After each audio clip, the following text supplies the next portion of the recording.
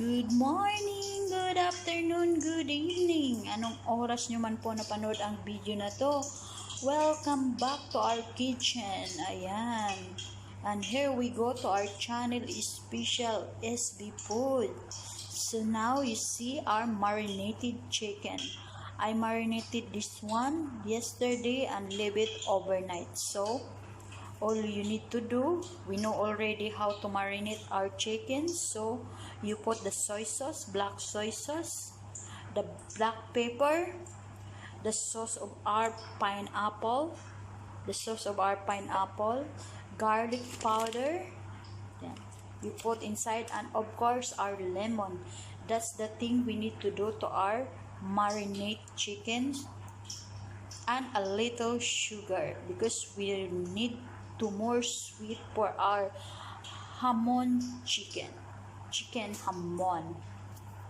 So at first we need to do is to heat our and put oil on it. So we need to fry our chicken. The oil is heated already and we need to drop our chicken here. We start frying our chicken.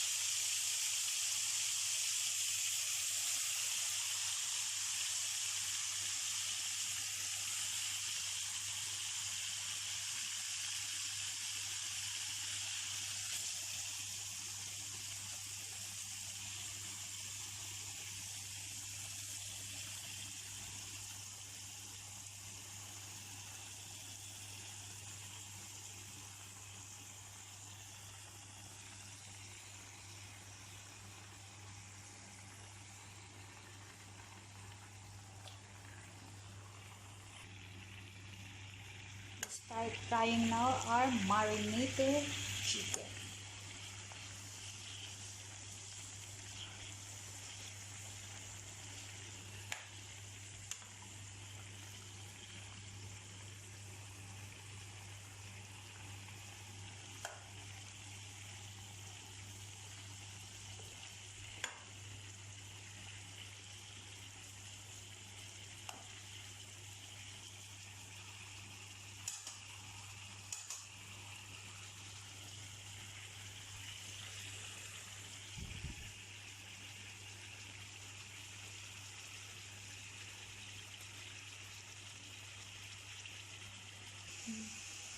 While frying also, I cut already our garlic.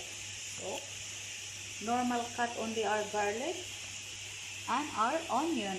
So, like this cut, normal cut only. We use this one later after we fry our chicken. We need to saute our chicken to make chicken hamon. Our chicken is now in brownish color. We still keep on frying this one.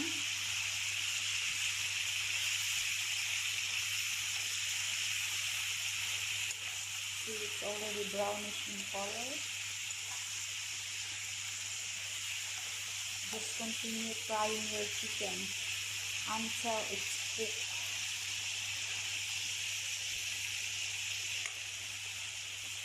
And while frying also, I have already my rice.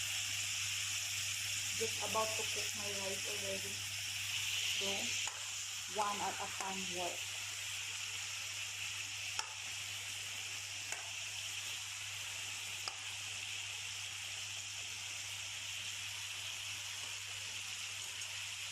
Just like that. Keep frying your chicken. Oops! If you're new to my channel, kindly click the subscribe button below. Yes, mag-bell all na rin po kayo para ma-notify po kayo sa upcoming updates ko po. If you have comments and suggestions, you can drop also in our comment section below. And if you'd like to share my vlog, thank you so much for your support. Yeah.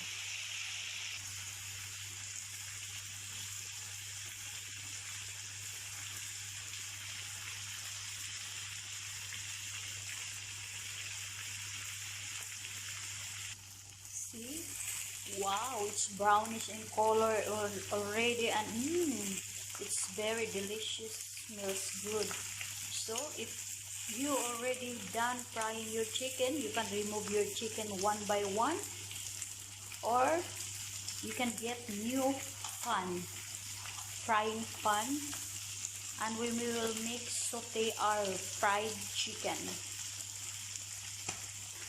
Oh,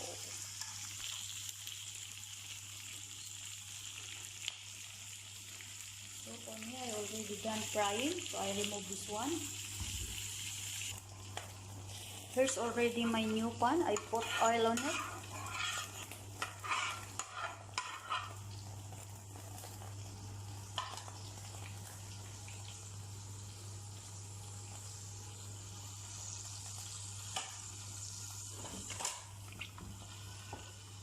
Oops, be careful, it's hot.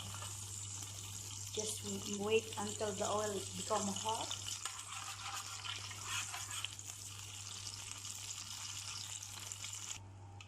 Garlic.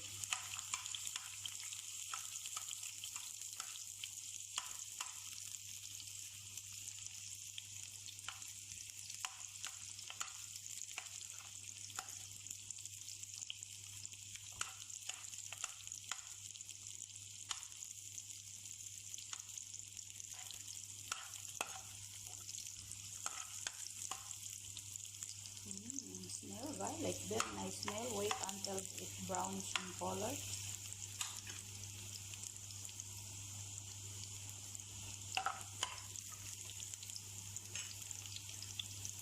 Don't overcook our garlic. It will bitter in color and taste. Now start adding your onion.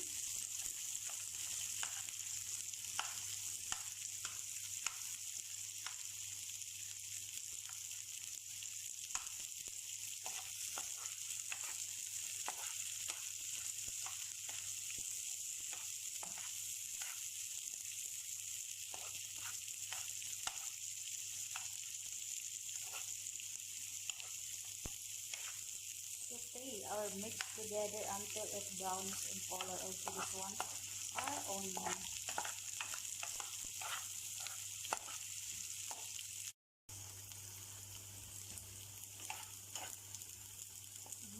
Smells good. After sauteing now your onion, now it's brownish in color, your garlic and onion. Add now our fried chicken. Add now our fried chicken.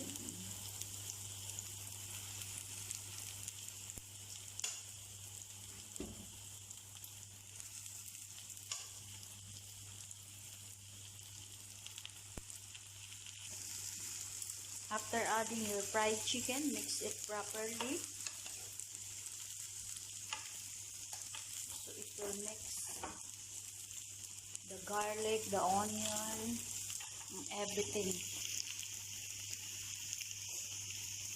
After you mix, now you put your sauce of your marinated chicken. You put the sauce. I already added this one with little water and add chili flakes, so it have spicy taste. So that like that, you just add it and then boil it until it cook. So we just boil it until it's done.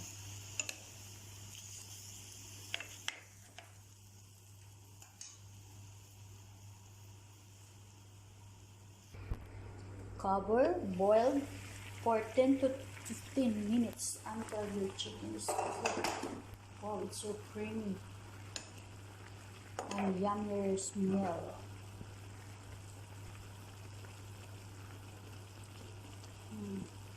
And then after that, you try taste of your hamon chicken. If it's already nice taste or it's already good to you or enough to you the taste. If it's not enough, you can add sugar, little sugar, because the hamon is something sweet taste. Salt, if you want more spicy, you can add more spicy. It depends on you on how to suit your taste, your Hamonade chicken. Now it's already boiling. I will add now my pineapple. This is their new toppings, the pineapple. I added on the top. It's already 4 pieces pineapples. It's up to you if you want more pineapples or less pineapples. But I have already 4 pineapple in one can, in one small can. Round pineapple cut. And then just boil it. Again, you try if it's already suit for your taste. And after that, you're done. Your Hamonade is already done. Cooked already. Yummy. I already tried.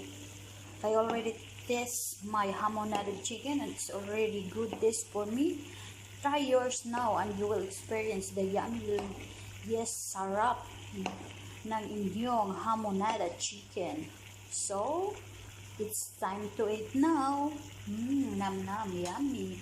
So, if you're new to my channel, you can drop your comments in our comment section below so I can respond all your suggestions. And if you're new to my channel, kindly click the subscribe button below. Hit the notification bell so you will be notified for my upcoming updates. If you love cooking session or cooking lesson, you can share my blog. Thank you very much for your support.